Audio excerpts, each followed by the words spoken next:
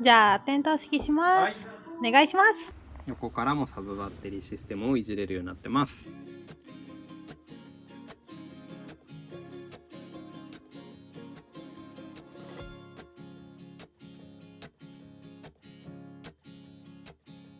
ゃあ本日もよろしくお願いします。ここにコンタクター入れる。はい。これを入れると、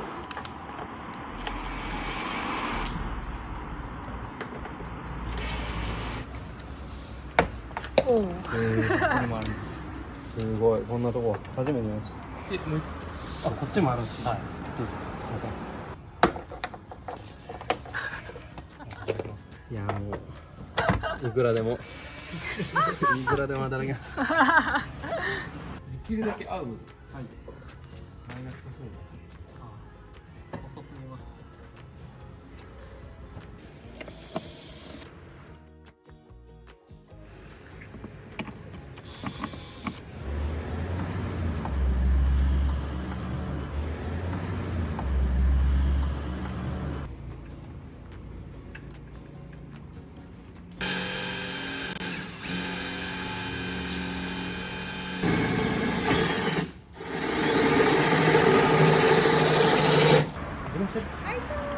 うわすげえ。すごいね。開けないか。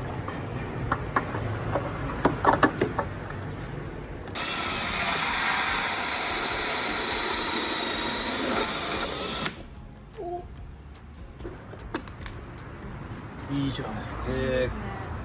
かっこいい。すげえかっこいい、ね、金属で穴開けたところが切れやすくなるので、うん、こういったもので今保護してくれてます。すげえ。ここまで来れば勝ちです。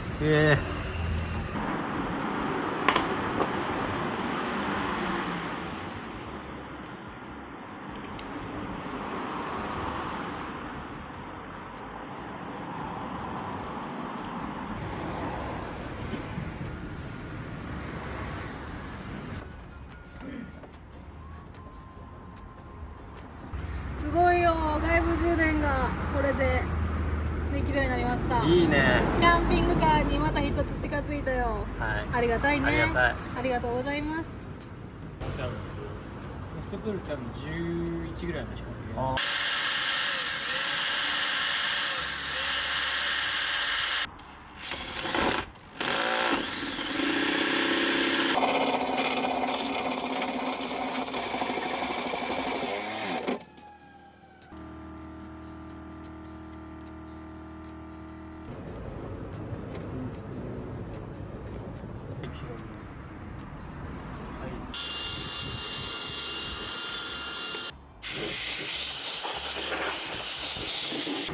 まあこれのちょうど入るぐらいで、はい、こいつを剥きます。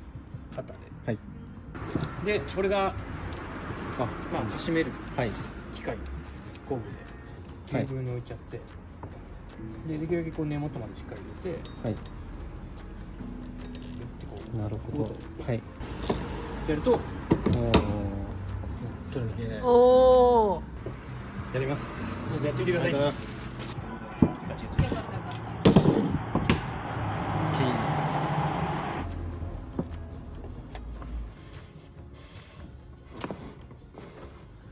これ両方ですか？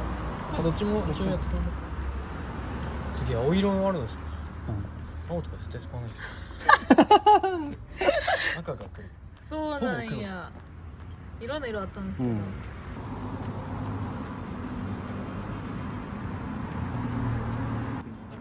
ていう風に逆算していく。これが多分基準になる。はい。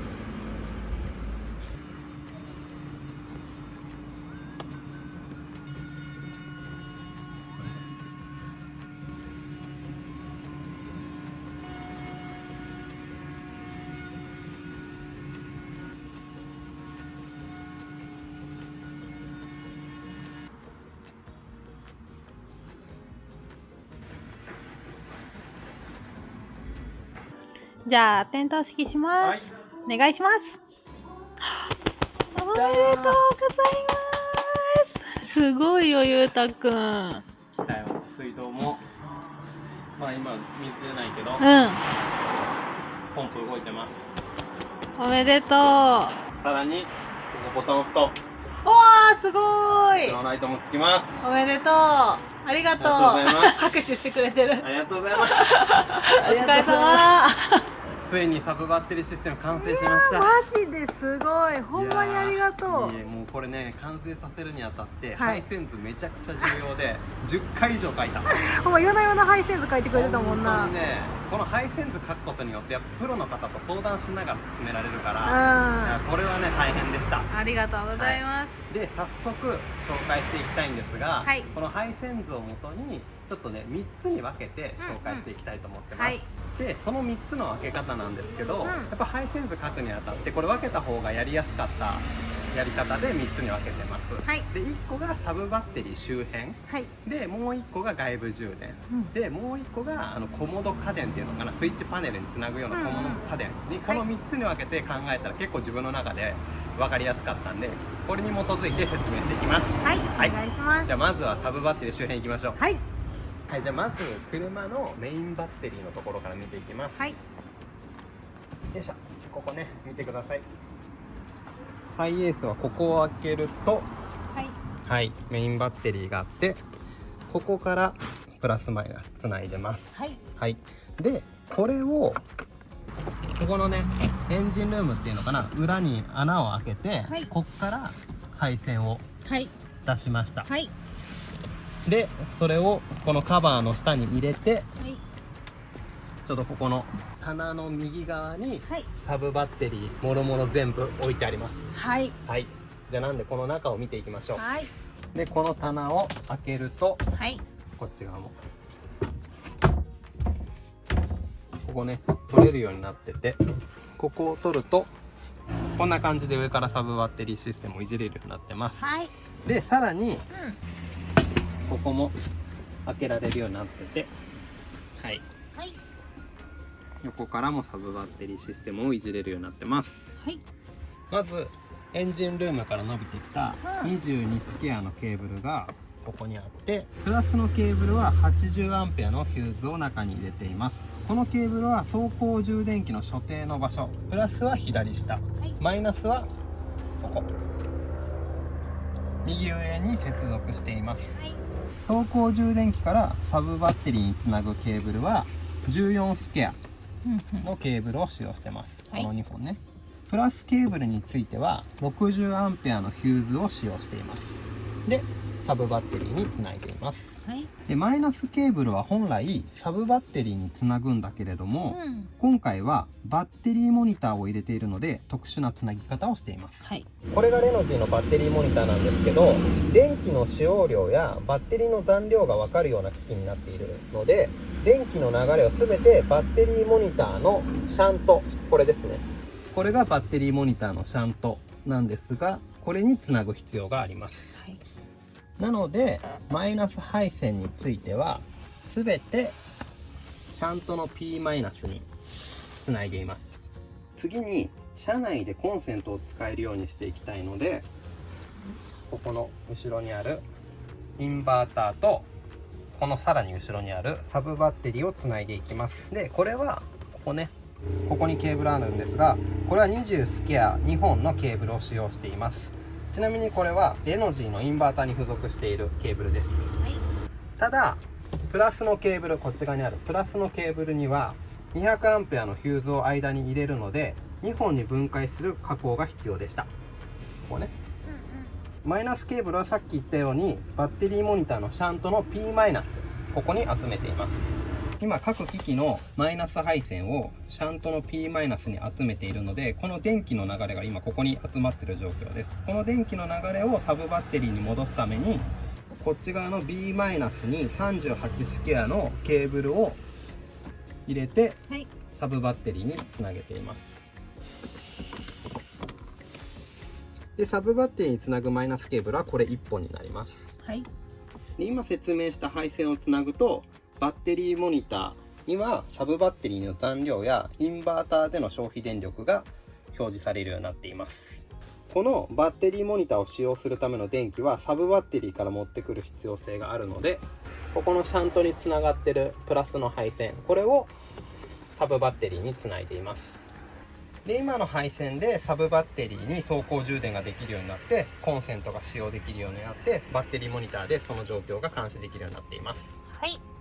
で、今のがサブバッテリー周りの説明です。で、はい、次が外部充電の説明をしたいと思います。ちょっと後ろ行きましょうか。行きましょうか。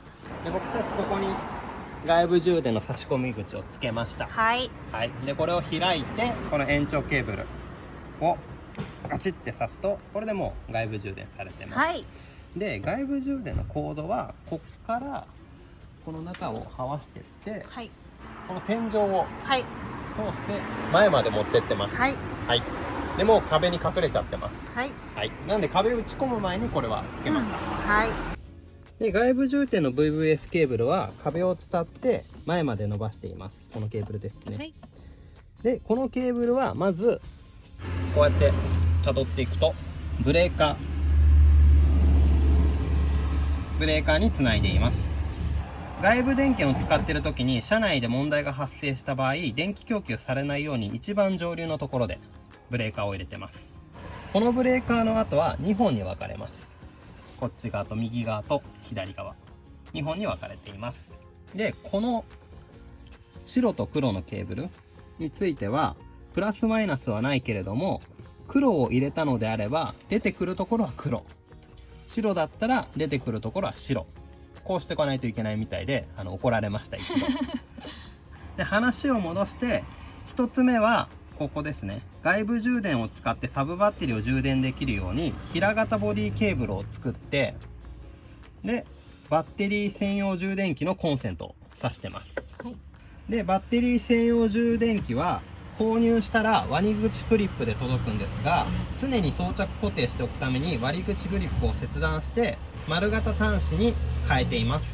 これをプラスケーブルはサブバッテリーに、でマイナスはさっき言ったようにシャントに集めています。はい。で、ブレーカーに戻って2つ目はコンタクターリレーに接続しています。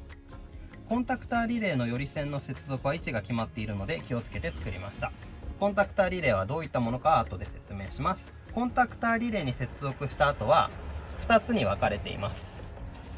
これとこれ。1個は平型プラグを作ってインバーターに挿してます。で、もう1個は埋め込みダブルコンセントに挿しています。はい。で、このコンタクターリレーとは何か説明すると、こっち側にあるコンセント、このコンセントに例えばこのドライヤーのコードを挿した時に外部充電器が刺さっていない時は、このコンセントはインバーター、つまりはサブバッテリーから電気が供給されます。外部充電器が刺さっている時はこのコンセントは外部から電気が供給されます。つまりこのコンセントの電気供給場所を自動で切り替えてくれるのがコンタクターリレーです。でもしこのコンタクターリレーを導入していない場合で、かつ車内で外部の電源を使いたいときはインバーターのコンセントとは別にもう一つ外部の電源用のコンセントを作って使い分ける必要性があったんだけれども、今回はスマートにしたかったので、はい、コンタクターリレーを導入しました。頑張ったねこれ。頑張った。最後に小物家電系はこの5連スイッチパネルでコントロールしています。僕たちはまだ2つしか入れてなくて、ライトと水道で使用してます。はい。ほんまはな、最後まで冷蔵庫も入れるか入れへんか悩んでてんけどな、ちょっと旅してる時に冷蔵庫電源切ってる時すごいなんか結露で臭くなってっていうのがあって、はい、ちょっと衛生状態とか考えると、ずっとつけっぱなしではないので、冷蔵庫はポータブル冷蔵庫で私たちは行こうと思ってます。で、まずライトから説明していくんですが、このライトには裏側見ていただくと、ここに調光器をつけて明るさを調整できるようにしてます。ライトをつけてこのリモコンで3段階選べます。 50%、25%、100%、はい。でさらにオンオフができるようになってます。便利。肝心のライトは天井に6個とリアに2つつけています。でリアにつけたライトは使用するシーンが限られているので、ここにあるロッカスイッチを入れて使用する時だけつけられるようにしています。はい、これめちゃくちゃこだわりやってんな。もうこだわったキャンプがねメインになってくるから、どうしてもこの下でいろいろする時にライトが欲しかったので、素晴らしい。で水道についてはキャラバンポンプを使っていて、このスイッチを押すと水道が使用できるようになっていて、こっち側でね蛇口をひねると水が出てくるんですが、今ちょっと水入れてないんで、はい、出てきません。